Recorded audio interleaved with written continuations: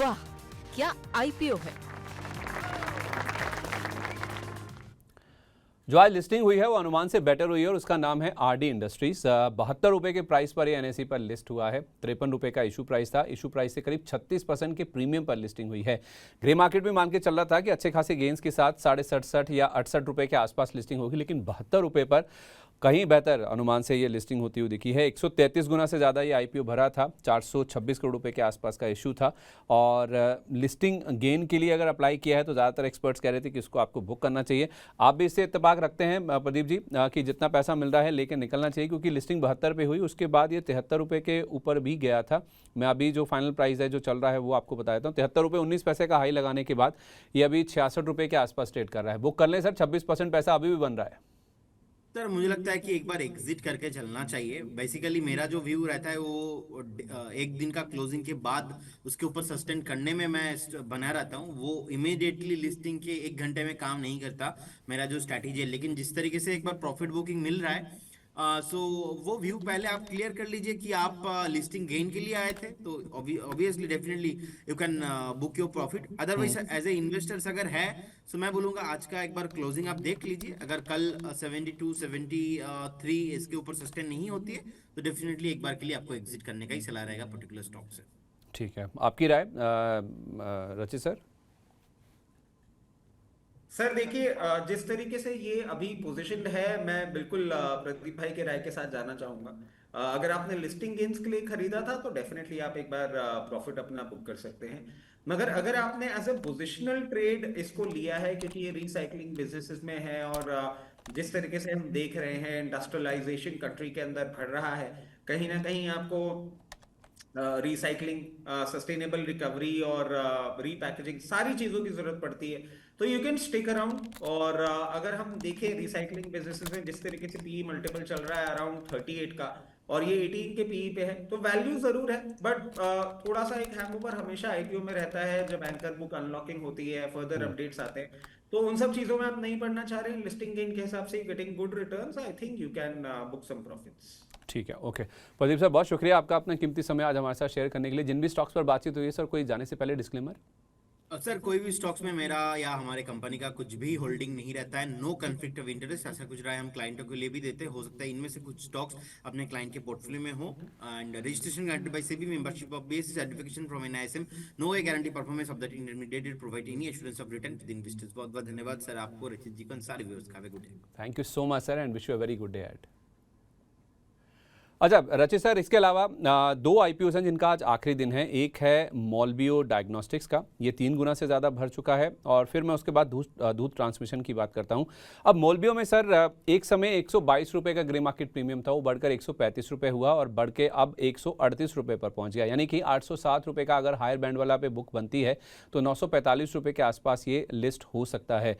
Sir ऐसा नहीं है कि डायग्नोस्टिक वाली कंपनियाँ बाज़ार में नहीं हैं अवेलेबल, कुछ खास या कुछ ऐसा ये टेबल पर ला रहे हैं जो बाकी कंपनियों से अलग है जिस वजह से ग्रे मार्केट इतना उत्साहित है? सर देखिए, ये स्पेस अगर आप पूरा का पूरा देखेंगे ना तो ये स्पेस ही अच्छे से परफॉर्म कर रहा है। हॉस्पिटल और डायग्नोस्टिक स्पेस जो है वो जिस तरीके से परफॉर्म कर रहा है, एक अच्छा परफॉर्मेंस हम देख रहे हैं। अच्छा, इनका आप देखेंगे ना तो कोई बहुत इनोवेशन नहीं है इनके हेल्थ केयर फैसिलिटी या डायग्नोसिस में। और एक चीज ये जरूर है कि इनका पेनिट्रेशन अच्छा है, जिस तरीके से इन्होंने अपने आप को पोजीशन कर रखा है। और कुछ कुछ इनके R&D कैपेबिलिटीज के बारे में भी हमने बातें देखी हैं। कहीं ना कहीं वो मार्केट को एक अपस्ट्रीम मूवमेंट की बातें कर रही है। तो मैं समझता हूँ कि एक बार अगर आप लिस्टिंग गेन्स के लिए अप्लाई करना चाहते हैं, ज्यादा मत एक्सपेक्ट करिएगा, बट यहाँ से अगर 10 to 15% लिस्टिंग गेन के लिए भी आप अप्लाई करना चाहते हैं तो जरूर अप्लाई कर सकते हैं। प्रॉब्लम पता क्या है ना, प्रॉब्लम ऑफ प्लेंटी है। बहुत सारे आईपीओस एक साथ खुले हुए हैं और अच्छा रिस्पांस दे रहे हैं वो ग्रे मार्केट में, उनमें काफ़ी अच्छा प्रीमियम देखने को मिल रहा है। कल एक बंद हुआ सर, एक 15,000 उसमें फंस गए होंगे। आज 2 सामने हैं, मतलब पैसा तो उतना ही है सर। ऐसा नहीं है कि आप बोलेंगे 15,000 में एक लॉट आ जाता है, लेकिन 4 आईपीओ एक साथ अगर खड़े करने हो, लगाने हो तो 45 से 60 हज़ार रुपये की रकम वहाँ पे ब्लॉक हो जाती है। एसबा में सर अजबा है ना, अजबा के थ्रू जाता है, बैंक अकाउंट से तो पैसा जाता नहीं है। सर पैसा होना भी तो चाहिए बैंक अकाउंट में।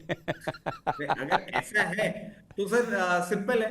देखिए मैं कहूंगा फिर be bit selective and in that case, क्योंकि अब तो दो ही है ना, तो 30,000 रुपए तो लगेंगे। हाँ, आज मान लीजिए, चलिए मैं कह रहा हूँ इस तरह से देख लेते हैं कि आज अगर 2 बंद हो रहे हैं, उनमें से एक करना है या पैकिंग ऑर्डर करना है, 1-2 कौन सा सर मेरे को देखिए दूध ट्रांसमिशन रिलेटिवली बेटर लगता है एज कंपेयर टू मोलबियो?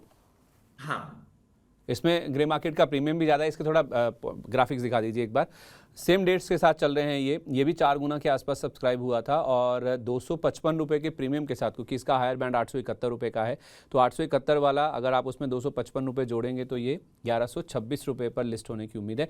इसमें सर ग्रे मार्केट ज़्यादा पैसा दिखा रहा है बनता हुआ, या फिर प्रीमियम ज़्यादा दिखा रहा है? वहाँ पर 17% था और यहाँ पे 29% है, तो यहाँ पे एज कम्पेयर टू मोलबियो पैसा बनने की गुंजाइश ज़्यादा है। लिस्टिंग गेन ही सही। नहीं, इसमें मैं एक और चीज कहूंगा सर। एक और डिफरेंस क्या आ रहा है ना कि आजकल मार्केट में भी फैशन की वैल्यू है। और ये फैशन की वैल्यू कैसे है, अब देख लीजिए काम क्या कर रहा है। Wire harnessing, battery pack, sensor, electronic controller, automatic switches, terminal, connectors, power supply cords, catering, मतलब कितनी सारी आपकी मदरसन सुमी का काम भी है इसके अंदर। बैटरी पैक्स के कारण अमर राजा और एक्साइड का भी एक टिच लेके बैठा हुआ है। फिर जो इलेक्ट्रॉनिक कंट्रोल्स बना रहा है आपके आईसी और ईवी इंजन्स के लिए। So there are many things put together और न्यू एज बिजनेसेस ये बहुत एक्साइट कर रहे हैं।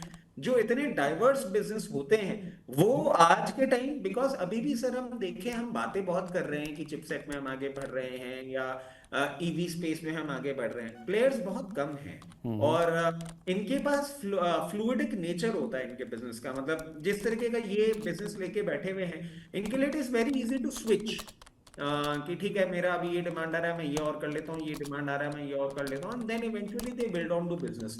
वो कहीं ना कहीं चीज जो है ना वो मुझे धूप ट्रांसमिशन में होती हुई दिखती है। नॉट दैट मॉलबी कुछ नया नहीं कर रहा, बट मॉलबी कर तो टेस्टिंग ही रहा है ना सर, बहुत सारे लोग कर रहे हैं। वो एक डिफरेंस आ जाता है सर। नहीं सर, बड़ी बात बोली आपने, कर तो टेस्टिंग ही रहा है, लेकिन टेस्टिंग अपने आप में बहुत बड़ी बात है। टेस्टिंग से सब कुछ मैं वो नहीं कह रहा, मैं जो आपको सर मतलब बिजनेस पॉइंट ऑफ व्यू से मैं दोनों के काम की बात नहीं कर रहा सर। मैं ये नहीं बोल रहा कि अगर चम्मच से खाना खा रहे हैं तो नूडल्स खाने हैं तो चम्मच से खा लो, फोक से नहीं। फोक की अपनी एक स्पेशलिटी है, उसका एक अपना होता है कि आप घुमा के उसको ऐसे लपेट के खा सकते हैं, बट दोनों का काम अलग अलग है। चम्मच क्या है, थोड़ी सी वर्सेटाइल होती है, उससे आप नूडल्स भी खा सकते हैं, मैगी भी खा सकते हैं, रसे वाले सब्जी भी खा सकते हैं, अगर हाथ नहीं गंदे करने तो सूखी सब्जी भी खा सकते हैं। तो मेरे को ये चम्मच लग रही है और वो कांटा लग रहा है, ऐसे समझने वाले। सिरप भी पी सकते हैं, दवाई भी। हाँ, सिरप भी पी सकते हैं। खैर, और जो चम्मच कितनी चम्मच चीनी चाय में डालनी है वो भी कर सकते हैं, चाय पत्ती। तो जो वो चम्मच है उसकी वर्सिटैलिटी बहुत ज्यादा है। कांटा बेचारा फेल हो जाता है। अब मैं कांटे से आपको दाल खाने के लिए बोलूंगा तो आप बोलोगे यार बेवकूफ आदमी क्या बातें कर रहा है, मगर इससे कांटे की इंपॉर्टेंस खत्म नहीं होती सर। जब आप उत्तपम खा रहे होते हैं या ऑमलेट खा रहे होते हैं या नूडल्स खा रहे होते हैं तो कांटे की जरूरत होती है, उसकी इंपॉर्टेंस है, वो आप चम्मच से नहीं खा सकते। तो ये चम्मच है, वो कांटा है, ऐसे समझिए। I agree sir, point well taken. जरा मुझे मिल्की मिस्ट के बारे में बता दीजिए सर। आज इसका दूसरा दिन है, इसमें पैसा लगाना है क्योंकि ग्रे मार्केट तो इसमें भी करीब 16% के आसपास की प्रीमियम की बात कर रहा है। पहले दिन ये 1.25 गुना के आसपास सब्सक्राइब हो चुका है, तो 140 वाला 162 163 के आसपास लिस्ट हो सकता है। 20 रुपये से बढ़कर 22.5 रुपये हुआ है सर, तो थोड़ा और उत्साह बढ़ रहा है इस IPO को लेकर। डेयरी स्पेस की कंपनी है, एज यू कैन सी इसमें पहले से कंपनियां लिस्टेड हैं इस स्पेस में, तो क्या इसमें कुछ है सर अलग जिसके लिए इसमें पैसा लगाया जा सकता है या फिर चेज करना? नहीं, फिर आप मेरे को बोल रहे हैं ना पैसा लिमिटेड है, अवॉइड कर दीजिए।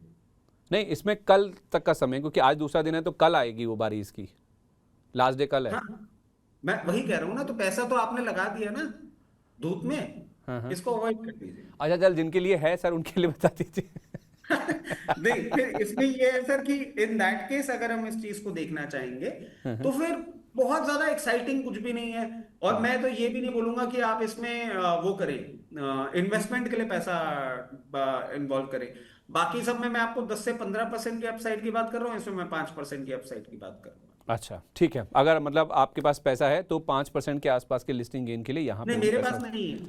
नहीं, जिनके पास भी है सर, जिनके पास भी है, जिनके पास है मैं उनको ही कह रहा हूँ सर, जिनके पास है, हमारे जो दर्शक हमें देख रहे हैं उनको ही।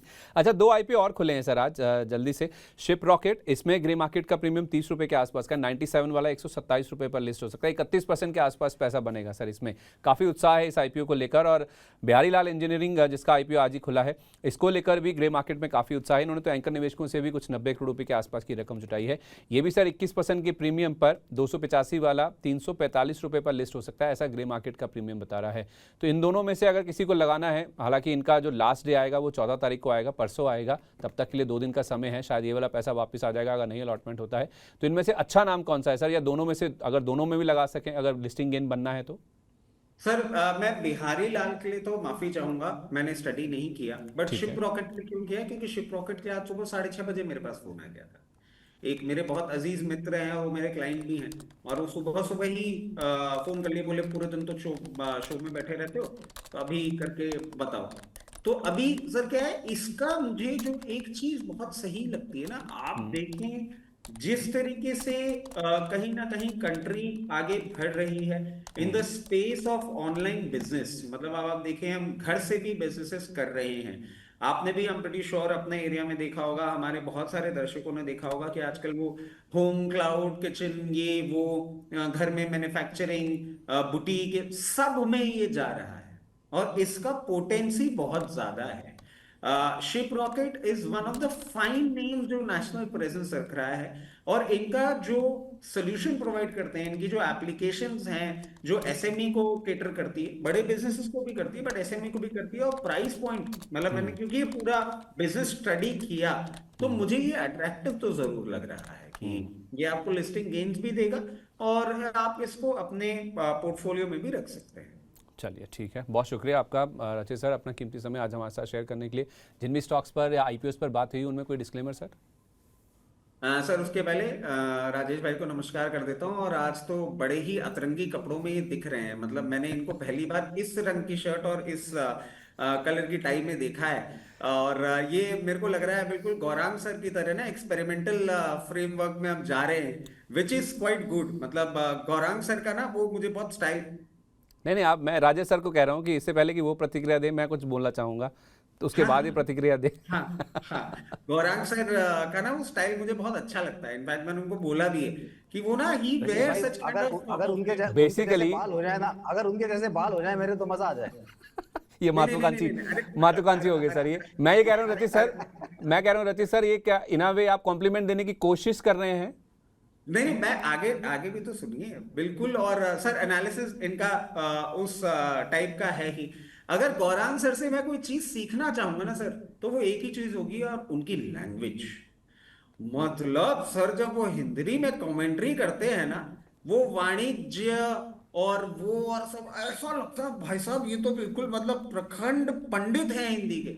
और जब आप उनको इंग्लिश में बोलते हुए सुनेंगे ना, तो the kind of command this man has, मतलब मैं अब तो खैर उनके साथ शोज करने का मेरे को मौका मिल जाता है, मेरी किस्मत अच्छी है, बट जब टीवी पे वो आते थे ना, मैं बस यही देखता था कि जब अंग्रेजी के चैनल में आते थे, फ्लूइड तरीके से, बिल्कुल फ्लुएंटली, और अच्छे वर्ड यूज करते हैं, ऐसे नहीं जैसे हम लोग तो क्या है, अभी जैसे मैंने वर्ड बोला, वो शब्द बोलेंगे, तो वो एक जो उनका कंट्रोल है ना सर, वो दिखाता है उनका प्रेजेंस ऑफ माइंड। तो अगर मैं कुछ चीज चाहूंगा उनसे, तो कपड़ों का तो क्या है सर, मैं थोड़ा बोरिंग आदमी हूँ, लाल काला पीला नहीं पहन पाऊंगा, मगर हाँ लैंग्वेज अमेजिंग सर। कोई डिस्क्लेमर सर? अच्छा सॉरी, वो तो दिया ही नहीं। जितने भी स्टॉक्स आपके चैनल पे हमने डिस्कस किए, मेरी personal position, immediate family position, client position हो सकती है। जितने भी स्टॉक्स हमने आपके चैनल पे डिस्कस किए, वो कंपनीज, उनके प्रमोटर, ग्रुप कंपनीज हमारे क्लाइंट हो सकते हैं। Investment in equity market are subject to market risk, please consult your financial advisor before making any investment और taking any trade any risk that we have discussed on your channel. Certification of NIS and SEBI and membership of the exchanges do not guarantee the performance of the intermediary. Past performance do not guarantee or promise any future returns. Thank you, sir. बहुत शुक्रिया आपका sir, breathless type का हो जाता है। Wish you very good day sir.